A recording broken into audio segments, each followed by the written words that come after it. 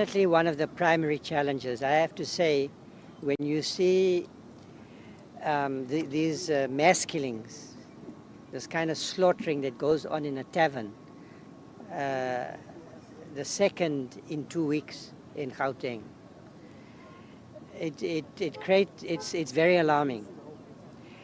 At this point, I don't think we have absolute clarity about the reasons and the causes.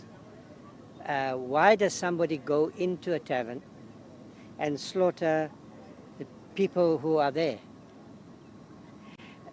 So in time, we will get, as the investigations continue, we will get a clearer picture. Some reports have been shared with me by the police leadership, which I think would not be right for me to kind of speculate on or to discuss for the time being in public, but because there are ongoing investigations. One message, but they don't need to hear that from me, that I have consistently conveyed to the police management, and I want also to convey publicly, is that we have to get control over the issue of gun violence. There are too many guns in this country. That's self-evidently the case. We've seen it in the gang violence. We have seen it with illegal mining. Yesterday, we again had reports from ordinary community members about their experiences. A young woman telling us that her 8-year-old was shot dead in her arms. A police officer whose husband was shot dead. So I think that's one of the main challenges faced by this country. It might be that we've got to toughen the gun laws. There may be regulatory solutions. There are awareness campaigns. There are the policing operations that take place to locate these guns and to destroy them. But obviously, the problem is continuing. So it has to be a focus going forward. Phila kwi-South Africa lapho khona ukubona isibhamu akukuthusi. Ukulala endlini uzwe kuqhuma isibhamu ngaphandle futhi nakho akukuthusi. Ngoba yinto esijwayelekile ukwenzeka. Siphila kwi-South Africa enjalo. Siphila kwi-South Africa bebancane kakhulu abantu. Uma ngathiwa babala ama-family members wabo abangathi ama-family members thina nje emndenini wakithi akekho umuntu wadlula emhlabeni ngenxa yesibhamu. Akukhathalekile ukuthi wayebanjwe inkunzi noma kwakwenzakalani, kodwa nje ama-family members amaningi, amalungu omndeni wethu amaningi adlulile ngesibhamu ezandleni zabantu abathize bebadubuna. Inkinga ekhona kulamaviki adlule sikhulume amaphoyisa asebenzela i-crime intelligence ngapha eThekwini.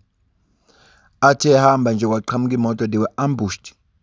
Omunye wakhona ubeyimember ye-special task force.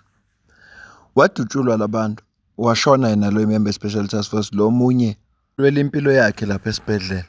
Ngakho-ke kunenkinga yeyigebengu eziyingozi la eSouth Africa ey'phatha isibhamu ey'gcina y'dubula abantu. Uminister la Professor Firoz Kachaliya ukhuluma ngento ezike zenzeka, indaba esike sazithola kulo nyaka ophelile, ukuthi kuvele kuma imoto nje tavern idubule wonke umuntu okhona. Akwazi ukuthi kusuke kwenze njani, kusuke kubangwani, kodwa kuvele kuma imoto baphuma abantu nezibhamu badubule wonke umuntu okhona. Kuna namhlanje ayaziwa imbangela, amaphoyisa asaphenya. Isimo esiphila phansi kwaso la kulezwe lethu lase-South Africa. Uthulele endlini uzokuqhuma ibhamu ungasazi kwenze njani. Uthi nje ekuseni uma ngezwe kuthiwa akekho oshonile kuyobe kulungile, ngoba siphila kwi-South Africa njalo. Ngapha eKZN sekukaningi kubikwa ukuthi amaphoyisa adibane nezigebengu bazidubula zashona. Okubuhlungu ukuthi imedia igcina ingaripoti ngobugebengu obenzekile ngapha eKZN, izigebengu zakhona zaboshwa. Uma nje ungazi ungagcina uthi hayi eKZN akuboshwa muntu, zonke izigebengu zakhona ziyadutshulwa, kanti akulona iqiniso lelo. uGeneral Mkhwanazi njengoba amaphoyisa bowakhipha i-stats ama-crime statistics for the fourth quarter, okusho ukuthi kusuka ngo-October, November noDisemba ongonyaka ophelile.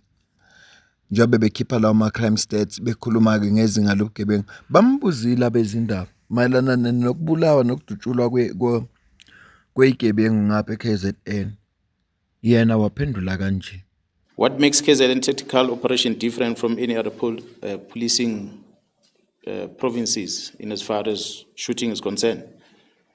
I don't know how to explain this. Every police officer is sent to the college and get trained on Criminal Procedure Act, and everyone gets to know how to apply Section 9 of that Criminal Procedure Act, the use of force. Maybe KZN are well trained on firearms. They maintain their training. I think Division HRD can confirm that. And they do understand the application of the Section 49 of the Act. So perhaps that's what makes them to survive. In a gunfight, the one who throws first is the one who survives. Whether the KZN criminals are branded worse than the others in the province, and I'm sure the recent shooting happened in Gauteng recently, but Gauteng has not been asked this question. And it was deadly, not just. The biggest shooting I think that's happened in the country for over 19 almost suspect was in Limpopo, not even in KZN. But questions seem to be directed in KZN. I do not know what's the reason. But nonetheless, shooting happens across the country. It happens. Police officers are trained to work. And it might happen that shooting happens in KZN. It might not necessarily be police officers that are based in KZN. We know that South African police is a national department. Police officers moves around. You'll find Gauteng police, Jerome Tomeni is tracing suspect in Gauteng, and he end up finding them in KZN, and he shoots them in KZN. It gets recorded as KZN, whereas it's Gauteng. So don't be confused. We might need to get the details exactly. Who's done the shooting? Is it KZN police or who? Because we work all across the board. We just don't communicate who was involved. We just simply say the police. However, I want to still encourage citizens to know that the government established IPIT for the reason. IPIT is there for the purpose of investigating the abuse of power by the police. So if you feel concerned about the conduct of police anywhere in the country, approach IPIT. And I hope they will do justice in investigating to find out exactly whether is it factual that police are abusing power, or is just a myth that is out there. So I want to invite you to use the services of IPIT. They are there for the reason. I know they're understaffed, Acting Minister. They still need more resources to help us, to keep us in shape.